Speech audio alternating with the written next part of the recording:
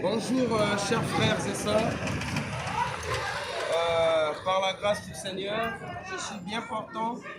Aujourd'hui, je sors tel que vous me voyez. Je ne fais pas une fête ou je ne sors pas d'une fête, mais je reviens, je sors de l'église à peine même et j'aimerais partager avec vous. Je vais résumer la prédication. À un moment donné, il faut me rapprocher.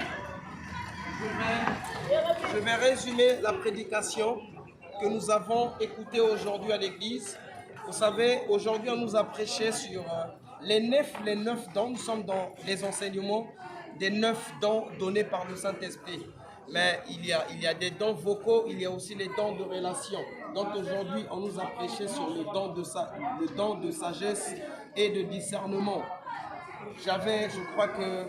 Non, aujourd'hui on nous a prêché sur... la parole de connaissance.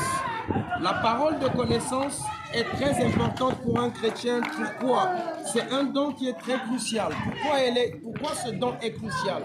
C'est parce que, vous savez, le monde dans lequel nous vivons, il y a assez de gens, il y a des embûches, il y a des guet-apens, il y a des pièges que le diable tend, même autour de nous, dans nos familles. Il y a des personnes qui nous en veulent. Il y a des gens qui ne veulent pas nous voir réussir. Il y a des gens à qui nous nous confions. Nous confions nos secrets, nos projets, tout ce que nous voulons voir, nous voulons faire, nous voulons réaliser. Et des fois, ça ne marche pas parce que nous ne connaissons parfois pas l'état d'âme des personnes qui nous environnent. Je vais vous donner un exemple, une parole de connaissance. Par exemple, tu peux être dans ton lieu de travail, tu as des collègues, mais... C'est bon? Oui, c'est bon. Tu te confies à une personne, tu écoutes une voix qui te dit, tu vois ton collègue là, il est sorcier par exemple, ou ce collègue là ne t'aime pas. Tu écoutes une voix ou tu as une révélation sur la personne. C'est ce qu'on appelle par la parole de connaissance. Tu as la connaissance de l'état d'âme de cette personne et prochainement tu feras gaffe. Tu ne peux plus te confier à cette personne parce que Dieu t'a déjà révélé l'état d'âme de cette personne, que cette personne ne t'aime pas. Elle est contre ton avenir, contre ta réussite, contre toutes ces choses. Alors tu dois faire gaffe de t'ouvrir à lui, sinon à elle qui est cette personne-là. Donc c'est très important d'avoir la parole de connaissance. Mais comment pouvons-nous avoir la parole de... Comment pouvons-nous avoir accéder à ce don? C'est dans une relation particulière avec le Seigneur Jésus-Christ. Lorsque tu as une relation particulière, la Bible dit tout ce dont vous demanderez en prière, je vous l'accorderai. C'est-à-dire que c'est le désir de ton cœur. Si tu veux bien avoir ce don, n'oubliez pas que Dieu a disposé de ces dons pour ses enfants. Ces dons n'existent pas c'est pas pour les païens, ça existe pour les enfants de Dieu. C'est-à-dire que si tu désires avoir, Dieu va te l'accorder.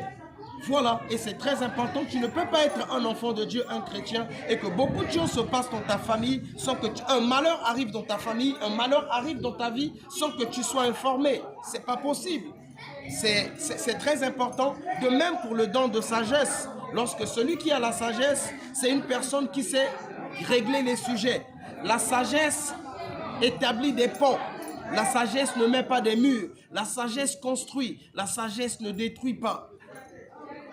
Donc, je voudrais bien que mes bien-aimés, mes frères et sœurs, que vous compreniez cela.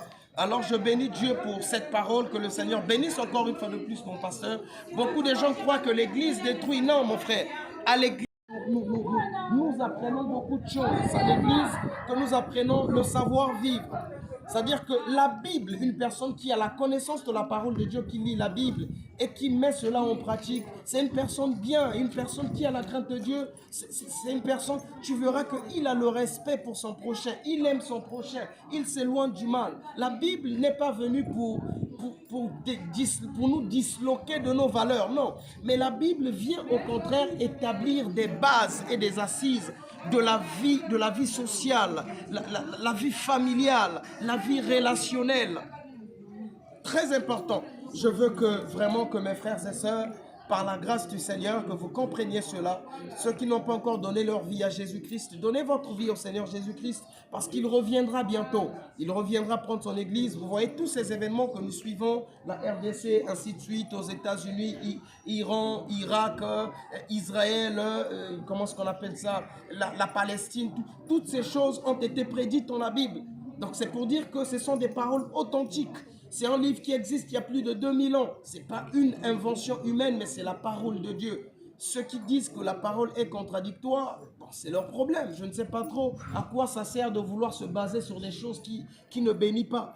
Tenons-nous debout sur ce qui construit. C'est Dieu qui a dit aimez-vous les uns les autres. Lorsque vous vous aimez réellement les uns les autres, tu ne peux pas faire du mal à ton prochain. Tu ne peux même pas avoir l'inspiration de vouloir détruire ton frère ou ta soeur. Que le Seigneur vous bénisse. C'était le responsable Karen, responsable dans les assemblées Zambiamoyo. Alors je voulais partager cela avec vous. Merci beaucoup, que le Seigneur vous bénisse.